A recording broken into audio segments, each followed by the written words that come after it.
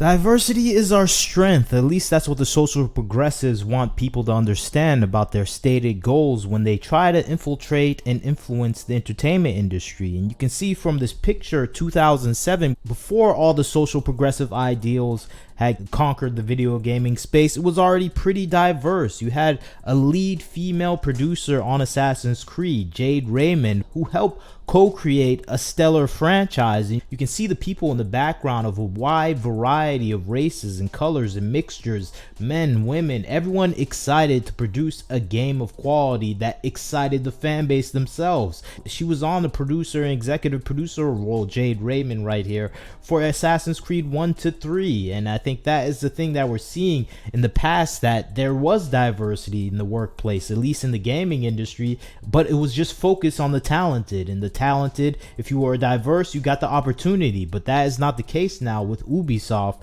and the people they're hiring. You can see the stark difference in 2007 with 2014. There is no diversity, just more women in roles of power within the video game industry. And is that a positive or negative thing? It's not necessarily a negative thing if you're hiring talented people. But with subsequent iterations of the Assassin's Creed franchise, it comes to bear out that yes, it does mean something if you're hiring untalented people in roles where you need competent, talented people to produce something of value. And you can see this kind of transition with the current day version of Ubisoft's Assassin's Creed team, where there is no color really. There's very few bits of color here and there, and there's just shades of light brown. And you can see just the lack of diversity in the space of people they brought to work on Assassin's Creed, and that is leading to the overall backlash that we're seeing with Assassin's Creed Shadows, problem that we're seeing brought up by Japanese fans when it comes to this game itself, and the lack of Japanese representation in a game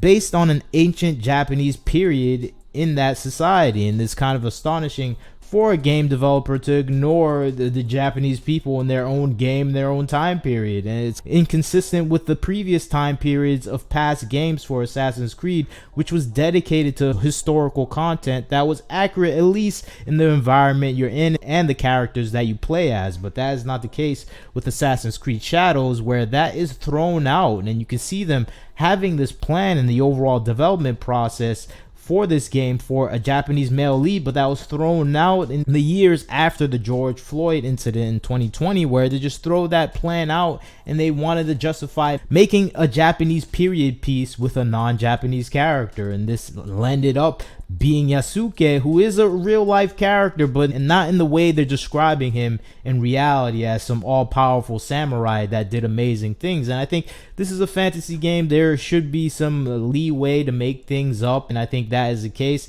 and I wouldn't be mad at that. But it's been consistent with what they did in the past, where these games are always about the people within that culture and that society, and they never deviated from that until today, where they're deviating from that drastically, and they're doing more than deviating from their own proposed plan and set idea of this franchise. They're doing more than that. They're rewriting history to protect this franchise. And I think that is the thing that we're seeing that is frustrating a lot of people, where they're going into the past, they're shooting out articles saying you don't need to care about the history of this game. It never mattered for Assassin's Creed, when historical accuracy was a thing that was focused on heavily for Assassin's Creed. Not the main fictional character, but just the overall environment itself. You tried to make it a reality, something people could interact with and see as real. And this is a heavy departure. How can you have a black African assassin in Japan when he's the only black guy and he's the most suspicious guy in Japan then, if he's assassinating people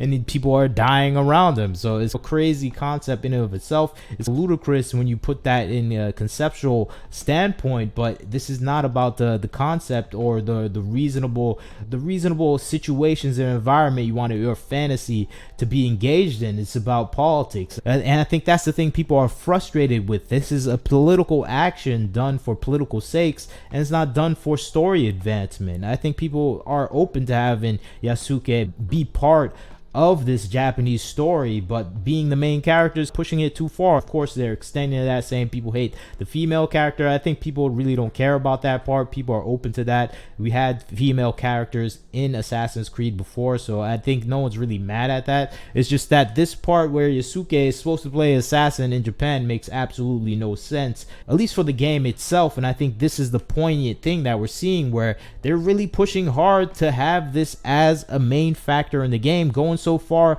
as entering into the wiki pages and altering history itself to make sure it reflects the game that they're producing, which is making no sense because wiki is confirming this for them by approving their changes and making it permanent, where they're rewriting history to fit this game so people can feel comfortable that this is like some superhero samurai character, Yasuke. And I think that is going a step too far when you're trying to rewrite history itself to be in line with a video game. And I think that's the thing people are seeing that is astonishing right now, where we see games journalists, we see multiple YouTubers popping up, we see Wikipedia accounts, we see historical people going back and rewriting their own history so they can make the people that are developing video game feel comfortable with the liberties that they're taking with the game that they're producing. And I think that is a weird thing, and it's a scary thing as well, where you're seeing history be rewritten for a video game, something that really doesn't matter in the overall historical picture. But it makes you think, what if something that does really matter in the historical picture and the future framework of society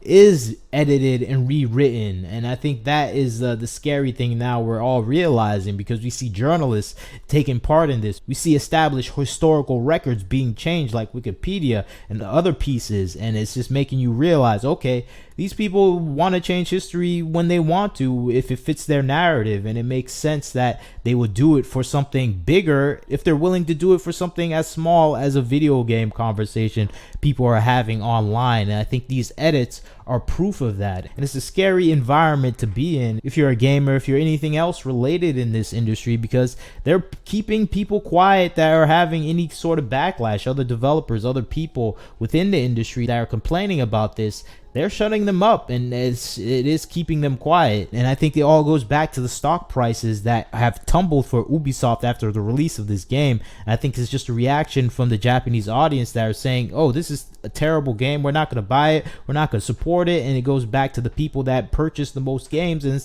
it's mostly an Asian white audience that purchases the most games in the world, and you're losing a large demographic due to that fact. And I think that is the thing that we're seeing that is rattling Ubisoft, where they're having to change history itself to protect their game so they can accuse the fan base that they want to buy their game of being racist, which is a weird strategy of marketing your game, where you want the people that play the game to be looked at as racist and evil, but you want them to still come back and play your game. And it's this weird logic that has entered the marketing space after all these marketing majors came from these social progressive universities, where they don't have to care about actually marketing the product that they're paid to market. They're there to influence and include their political inclusive ideology within the games that they want to influence. And I think that is the result, where we have "you are a racist" marketing, where I never seen that in a marketing book or a business strategy book, where you deride and ridicule your fan base. And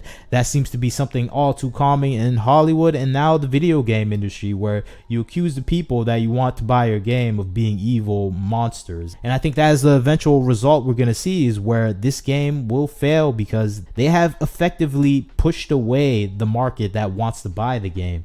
And of course, making this a rewrite on history is showing that maybe the diversity that these people want is not the diversity that actually leads to quality games. Because in 2007 we had that diversity and they made excellent games. And I think when you focus on talent, that's when you get the best out of everyone. And I think the result of not focusing on talent has left us with a whole assortment of terrible games coming from Ubisoft currently. And I think that is a situation that is horrifying for the gamer. But the world has a lot more dangers now that people are willing to rewrite history for a video game. If they're willing to do that for a video game, they're willing to do that for a whole lot more. At least that's just my suspicion. But you tell me what you think about the situation. You leave your comments. I'd like to hear what you have to say. This is Wagner Knows Why. Like, share, and subscribe. Catch you next time.